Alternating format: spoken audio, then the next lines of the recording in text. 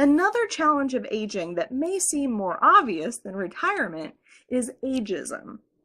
I have a friend whose dad just learned to text. Why is this the beginning of the lesson? This is because my friend's dad is 96 years old and still learning new things.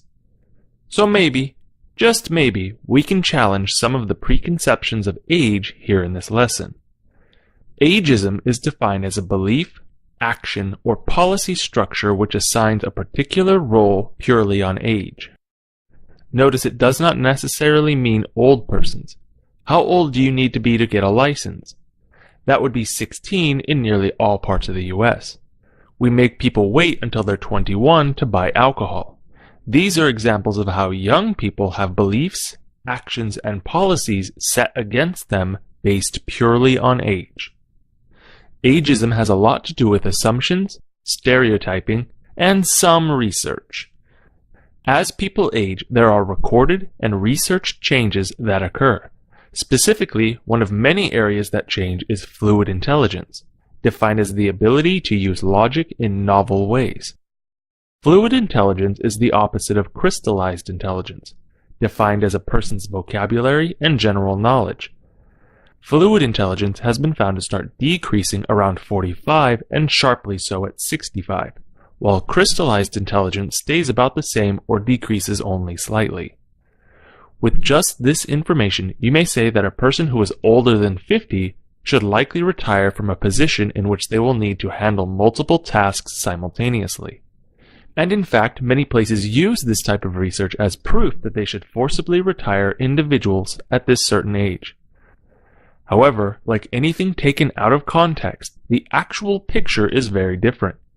Older persons will use their crystallized intelligence to compensate for their fluid intelligence.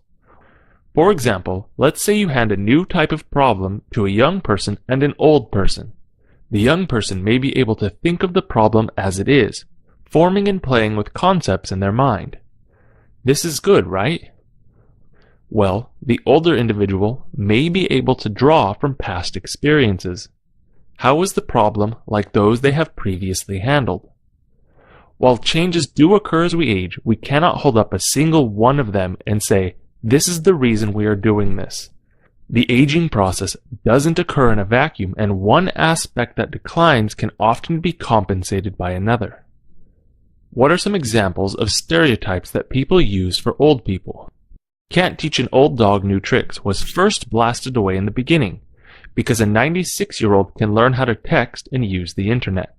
While you may not think this is a big deal because you text, you probably live in a world where you've never been further than 30 feet from a computer at any given time. 96 years ago is around the time of World War I. Older people can't take care of themselves, which just isn't true. Many older people continue working in various ways well past when many others retire. And if you can think of an example of someone who can't, then you have thought of one example while there are millions of others out there proving you wrong. This is an example of explicit ageism, which is defined as a conscious level thought or behavior about growing older or about older persons. A person who designs a mandatory retirement age is acting on explicit ageism. If I get old, this will happen to me, is a vague way of expressing that there are certain expectations that we have about getting older. Really, every person ages differently, and what happens to one may not happen to another. This is an example of implicit ageism, which can be defined as thoughts, feelings, and assumptions about growing older which we are not aware of. This is the insidious kind of ageism, where the assumptions are buried under good intentions or possibly fears. It influences our choices and has us accept things about old people at face value. To remember explicit versus implicit, you can think of two things. With explicit, it starts with an X. So it's like someone who has a big X on their face. They are blatant in their ageism. With implicit, it sounds like implied. In their heads, the ageism is implied.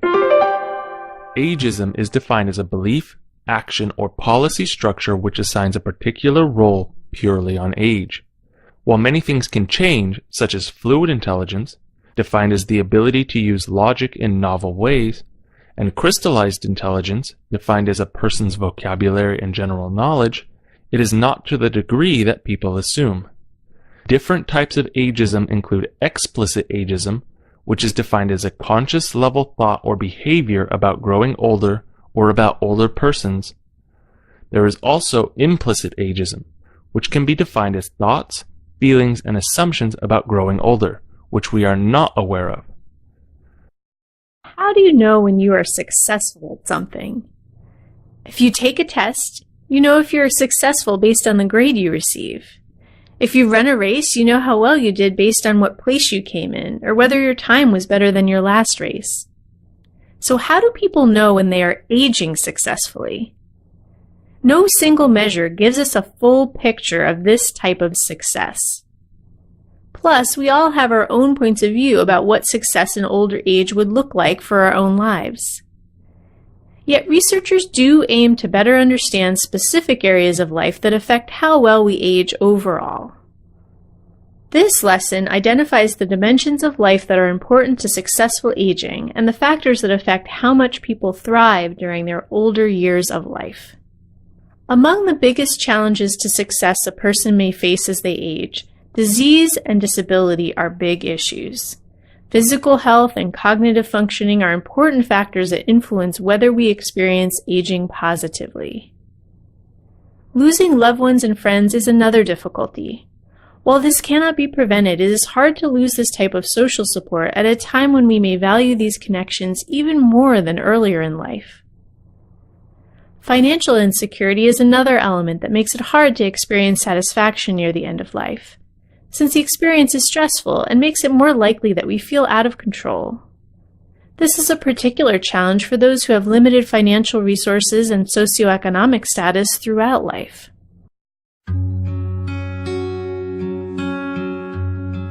I'm gonna live my life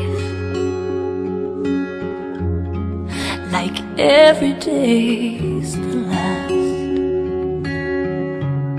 without a simple goodbye. It all goes by so fast, and now that you're gone, I can't cry hard enough. No, I can't cry hard enough for you to hear me now. I'm gonna open my eyes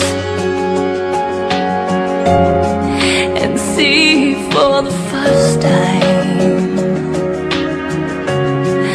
I let go of you like a child letting go of his kite. There it goes, up in the sky. There it goes, beyond the clouds, for no reason why. I can't cry hard enough. No, I can't cry hard enough for you to hear me now. I'm gonna look back in vain and see you standing there. And when all that remains is an empty chair, and now that you're gone, I can't cry hard enough. No, I can't cry